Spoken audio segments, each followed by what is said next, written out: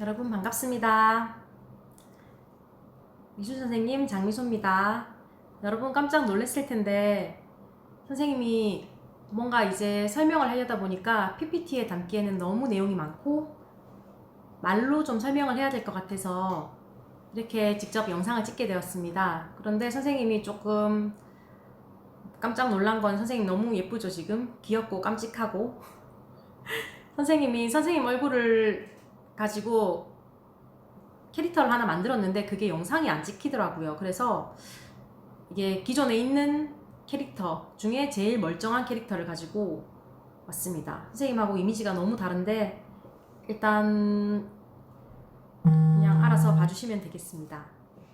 선생님 얼굴을 다들 알고 있을 건데 3학년들은 일단 선생님이 얼굴을 노출하면서 수업을 하기가 굉장히 부담스러워서 이렇게 캐릭터로 바꿨습니다. 네, 수업 시작해 볼까요? 네, 이번 시간에는 지난 시간에 이어서 서양 미술의 변천, 서양 미술의 변천이라는 두 번째 주제로 하게 될 건데 이번 시간에는 화가에 대해서, 화가 3명에 대해서 다루려고 합니다. 누구냐면 여기 베르메르, 다빈치, 반 아이크. 이 중에 여러분 다빈치는 알죠? 레오나르도 다빈치. 이렇게 3명을 묶은 이유는 수업을 주제별로 작가와 작품을 알아보는 시간으로 선생님이 오늘부터 진행을 할 건데 이 주제가 이 사람들은 표현력, 완벽한 표현력을 주제로 해서 선생님이 이 3명을 정해봤어요. 네, 볼까요? 일단 우리가 오늘부터 명화를 보게 될 텐데 명화를 보는 두 가지 유형이 있죠. 두 가지.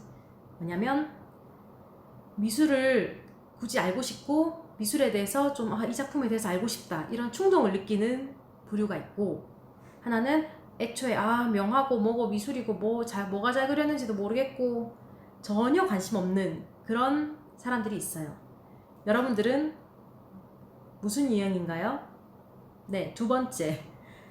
정말 크게 관심이 없죠. 지금 우리 학교 뒤에 환경미화하는 뒤에 뭐라고 하지? 게시판에 여러 작품들이 붙어 있는데 누구 건지도 모르고 관심도 크게 없죠. 네. 왜냐면 그림을 보는 것 자체가 굉장히 좀 어렵고 지루합니다, 사실. 그리고 아무리 봐도 무슨 그림인지 모르겠다는 그런 막막함이 있죠. 단순히 잘 그렸네, 못 그렸네는 판단이 되지만 이게 왜 그렇게 비싼 거지? 하고 그런 생각을 했을 때는 이해할 수가 없다 하면서 점점 그림을 멀리하게 돼요. 그래서 이 화가가 언제 태어났고 어느 나라 사람이고 어떤 그림을 그렸고 무슨 파고 인상파고 야수파고 이런 걸 기계적으로 암기하는 것은 이제 큰 의미가 없어요. 왜냐면 여러분은 이제 미술을 지필고사 시험을 치는 것도 아니기 때문에 굳이 막 아는 것은 암기하는 것은 의미가 없고 이 수업을 통해서 선생님이 명화, 유명한 작품을 볼 때 이래서 이 작품이 유명하구나 하는 그런 즐거움을 조금 느낄 수 있으면 좋겠어요. 진심입니다. 여러분들은 지루하게 생각하지 말고 가만히 이야기를 한번 들어보세요. 여러분들이 어떤 이제 선생님 같은 선생님이나 이제 여러 사람들이 어떤 그림을 봤을 때 처음 어떤 그림을 봐도 이 작품은 고흐 그림이구나, 피카소 그림이구나 이렇게 알 수 있는 이유가 뭘까요? 왜냐면 우리는 그 화가 특유의 분놀림, 스타일, 색감 이런 거를 다 종합적으로 우리 머릿속에서 판단해서 이거는 피카소 그림 같다, 고흐 그림 같다 라고 판별을 하죠. 그게 우리가 직관적으로 화가의 스타일을 파악할 수 있는 감시관을 지니고 있다고 해요. 감시관? 우리가 보는 능력? 그게 뭘까? 하고 생각을 해보면 선생님 여기 신문기사를 하나 찾았는데 보세요. 내용은 피카소를 가려내는 비둘기 이런 내용인데 제목이 비둘기가 전문 의사보다 정확하게 유방암 조직을 식별했다 라고 하죠. 이게 어떤 내용이냐면 새 뇌가 인간의 우리의 손가락 한마디 정도까지밖에 불과하지만 비둘기의 경우에 이제 1800여 종의 이미지를 기억할 정도로 시각적 기억력이 뛰어나다고 합니다. 그래서 이제 암세포, 글자 모양, 그리고 심지어는 모네와 피카소 그림 자체도 보고 구분을 한다는 거죠. 그래서 비둘기에게 이제 다양한 크기로 확대한 144개의 유방암 세포 조직을 사진을 보여주고 이제 그거를 2주 후에 비둘기가 암세포를 가려냈는지 확인을 했더니 정확도가 85%가 됐다고 해요. 자, 우리 비둘기도 이렇게 모네 피카소 그림도 구별을 할 수 있을 정도가 되는데 우리는 어떻게 써요? 그죠? 여러분들은 비둘기보다는 뛰어나겠죠. 그래서 누구나 화가의 스타일을 파악할 수 있는 잠재력이 있고 감시관이 있으니까 자신을 믿고 우리 수업을 한번 해나가 봅시다. 이미 수업을 하고 있습니다. 네. 그래서 완벽한 표현력의 화가 베스트 3 아까 얘기했죠. 소위 말해서 진짜 잘 그렸다, 누가 봐도 잘 그렸네 하는 그림들을 뽑아서 여러분께 설명해 드리려고 합니다. 누구나 처음 그림을 접하게 되면 어떤 점이 재밌는지 아닌지 잘 몰라요. 축구에 대해 예를 들어서 이제 축구에 대해 잘 모르는 사람은 똑같은 경기를 봐도 선수들이 그냥 왔다 갔다 하지 저게 뭐지? 뭐가 재밌지? 누가 플레이를 하고 있지? 이런 걸 알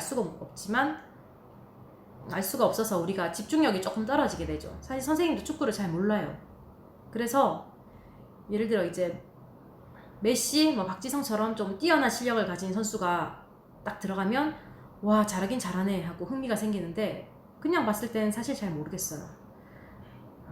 그래서 이렇게 뭔가 정말 뛰어난 실력을 가진 선수가 들어갔을 때 이제 그 흥미도가 좀 달라지죠.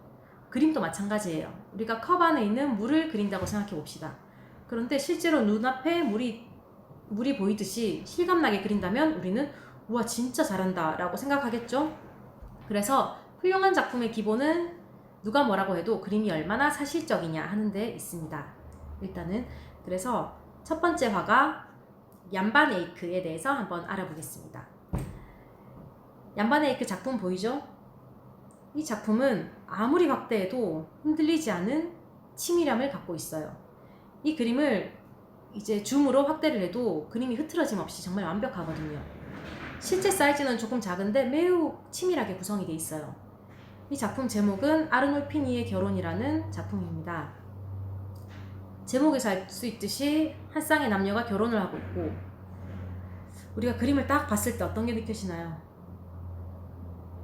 여기 보세요. 여자가 착용한 목걸이, 팔찌 이런 것들을 보고 여기 샹들리에, 그리고 바닥에 약간 카페트, 그리고 여기 높은 침대, 뒤에 보이는 높은 침대, 이런 것들을 이제 그림 속에 있다는 거는 매우 부유함을 과시하는 수단이었다고 해요. 그래서 부유하다는 것을 일단 우리가 보면 알 수가 있고, 특히 가격이 너무 비싸서 부유층만 구입이 가능했던 오렌지나 이런 남자 여자의 옷의 모피옷, 이런 것들이 재정적인 여유로움을 보여주죠. 그리고 이 작품이 유명한 이유 중에 하나는 그 안에 내재된 의미들 때문이에요. 일단 발 아래 개를 보면 개를 그린 이유는 남편에 대한 아내의 신실한 사랑, 이런 걸 의미한다 하고요. 샹들리에 여기 촛불 하나가 딱 켜져 있어요. 그 남자 머리 위에. 이거는 이제 결혼에 대한 맹세를 의미한다고 합니다. 그리고 샌들을 벗어놓은 것은 여기는 매우 신성한 장소다라는 것을 알려주기 위함이고요. 그리고 사과가 보이죠? 창가의 사과는 아담과 이브가 따먹은 사과 아시죠? 그래서 인간의 그 원죄, 죄에 대한 그런 얘기를 담고 있습니다. 그리고 중요한 건 여기 보세요. 중앙에 엄청 작은 거울 속에 뒷모습이 보이는데 유일하게 앞모습이 보이는 사람, 이게 바로 화가 자신, 바네이크 본인의 모습입니다. 엄청 장난 아니죠? 자기 얼굴까지 그림에 넣었다는 것 자체가 엄청 대단하지 않나요? 자, 보시면 거울 위에 글씨도 있어요. 이 글씨가 뭐냐면 얀바나이크가 여기에 있었노라. 본인이 여기 있었다는 글자까지 남겼죠. 그리고 자기 얼굴까지 남기고, 이거는 본인의 자신감이 엄청 장난 아닌 사람이었던 거예요. 그래서 이것은 이 내용들을 종합적으로 봤을 때 종교적인 의미도 있을 뿐더러 이제 본인의 자신감, 그리고 이 사람들의 결혼에 대한 그림을 그렸다고 보면 됩니다. 이 작품의 중요한 거는 일단은 요즘 같은 초고화질 TV로 봐도 굴욕 없는 표현력이다. 그게 가장 핵심이라고 볼 수도 있죠. 그 다음